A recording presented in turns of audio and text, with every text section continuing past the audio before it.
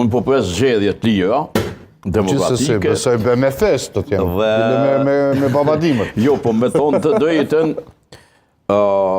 liberal demokracia shnoshet veç me zgjedhje, se s'kem në ilaç tjetër, populizmi shtyhet në margjina veç me zgjedhje të lira, drejta, të besueshme, me proces, me integritet.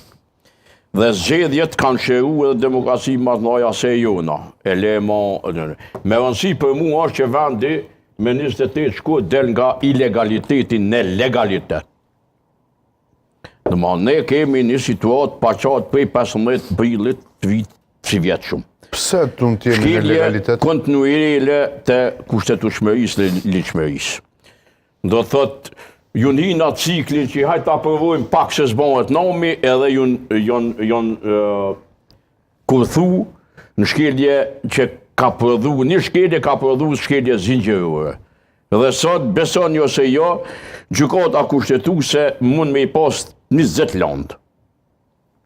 Me e pasqu se cilën shkelje në gjykatë kushtetuese, sot kish pas punë për një 5 vjetë gjykata kushtetuese, po Ballkani edhe, po edhe shqiptarët, edhe Kosova tu gjetë në qëtë Ballkan, mendojnë që ka njëherë interesat madhore që i quajnë, kombëtare, janë ma të mëdha se kushtetueshmëria. Nuk ka kur gjo interes ma të madh se mbrojtja kushtetueshmërisë, ligjshmërisë. Tash, partitë tradicionale, shtetëformuese, PDK, LDK, sigurisht që kanë me provu me i marrë krejt këto partitë që kanë metë, sidomos me rritjen edhe me forcimin, me fuqizimin enorm të vetëvendosjes, kanë metë margjina, dhe këtu e tha blerimin ashta krejt mujnë me i bon 10%. Me i bon 10% blerim e përmbysin situatën. Po dhe prandaj kanë rëndësin. Po kanë shumë rëndësi, nuk janë pa rëndësi.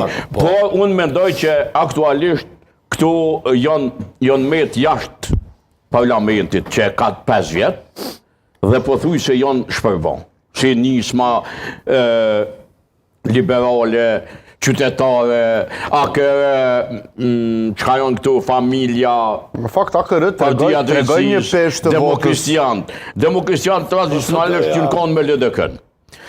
Por, prej se LDK-ja është në opozit, detyrimisht edhe demokristianët janë në opozit. Dhe në opozit partitë me nëzim bjetuj, sidomos partitë e vogla kanë shumë rënë me mbjetu. S'ki pare për me majtë një zyre hapun, s'ki pare me kontaktu votus tu e me pagu benzin e hargjimet ditore, prandaj njerëzit të partitë i lypin interesat mbi gjitha. Mos bombi tash na që qatë shumë pe dujnë njoni nëse tjetin lider pe kapin për qafe. Jo, për ne veç janë të lypin interesat. Domthon, te mërgata kosovare është një situatë tjetër. Mërgata lyp edhe dashuni. Lyp dashuni për vendin, për atë dhejën. Edhe shpesh nuk mund me lexu situata që i lexojmë na këtu.